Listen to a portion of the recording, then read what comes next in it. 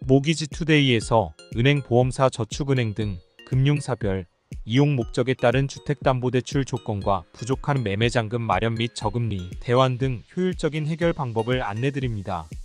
첫 번째, 은행, 보험사 동시에 비교. 기본적으로 시중은행 주택담보대출을 이용하는데 문제가 없는 상황이라면 은행별 금리만 비교하는 것이 아니라 이금융권, 보험사담보대출도 동시에 비교하는 것이 좋습니다. 은행, 보험사 주택담보대출 모두 동일한 금리 산정 기준을 갖고 있는데 보험사가 일반적으로 약간 높은 편이지만 특정 시점엔 보험사 금리가 낮은 경우도 있을 정도로 큰 차이가 없습니다.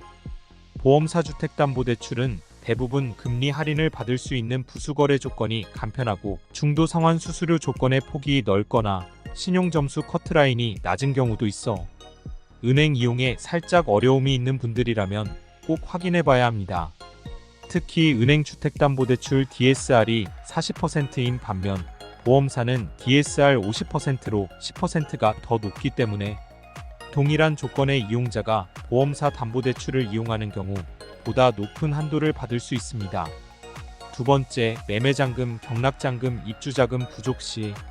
수년 전 분양받았던 신축 아파트 입주 시 분양 시점과 현 시점의 주택담보대출 규제가 다르거나 금리 차이가 커 잔금을 치르지 못하는 사람들이 적지 않습니다. 더불어 은행 심사 없이 당연히 내 조건이면 이 정도 한도는 나오겠지 하고 아파트 매매를 진행하는 경우에도 막상 잔금 시점 생각했던 것보다 한도가 부족해 해결 방법을 찾는 사람들도 여전히 줄지 않고 있습니다. 신축 분양 아파트인 경우 일반적이지 않지만 보존 등기가 난 단지라면 규제가 적용되지 않는 금융사에서 부족한 입주자금을 후순위 주택담보대출로 해결할 수 있습니다. 세 번째, 대환대출 적극 활용. 올해 주택담보대출 관련 가장 큰 이슈는 대환대출 플랫폼입니다. 시중은행부터 시작된 이 플랫폼은 매매잔금, 전세자금, 신용대출 등으로 점차 확장될 예정이며 금융사들의 참여율도 높아지고 있습니다.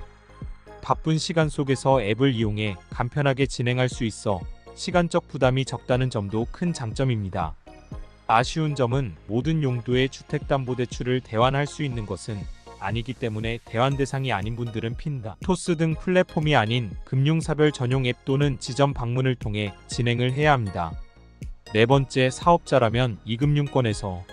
아파트, 빌라, 오피스텔 등 부동산을 보유 중인 개인 사업자, 법인 사업자, 자영업자는 은행, 보험사, 주택담보대출 외 이금융권의 사업자금 용도의 담보대출을 적절히 활용하는 것이 중요합니다.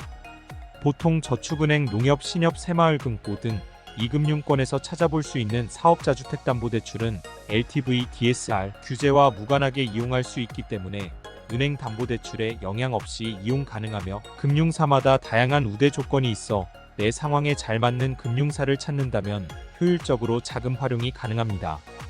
단, 사업자금 용도로 받은 금액을 추가, 주택 구입에 이용하면 안 되는 등 규제를 정확히 준수해 이용해야 합니다. 다섯 번째, 부족한 퇴거자금 해결 방법.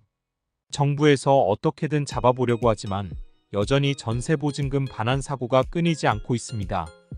때문에 올해 2월까지 전월세 계약 중 70%가 월세 계약으로 체결되는 등 전세에 대한 우려가 큰 상황이고 부동산 시장이 불안정하다 보니 여기저기서 역전세 문제가 발생하고 있어 세입자 보증금을 반환해주려는 의지가 있어도 은행, 보험사에서 전세 퇴거자금 용도 주택담보대출을 받기 어려운 집주인들이 적지 않은 상황입니다.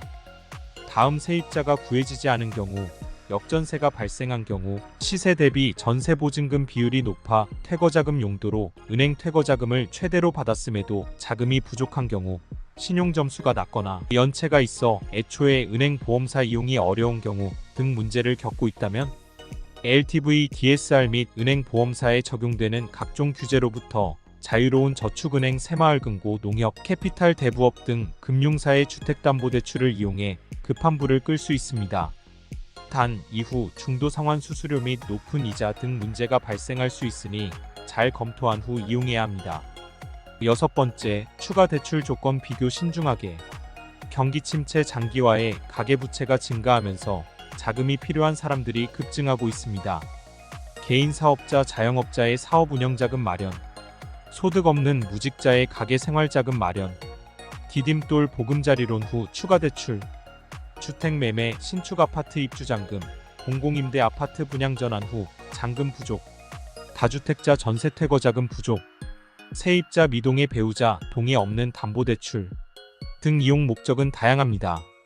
금융사에서 가장 신뢰하는 담보물이 아파트, 빌라, 오피스텔 등 주택인 만큼 보유 중인 주택이 있는 경우 낮은 금리로 자금을 마련하는 것이 가능합니다.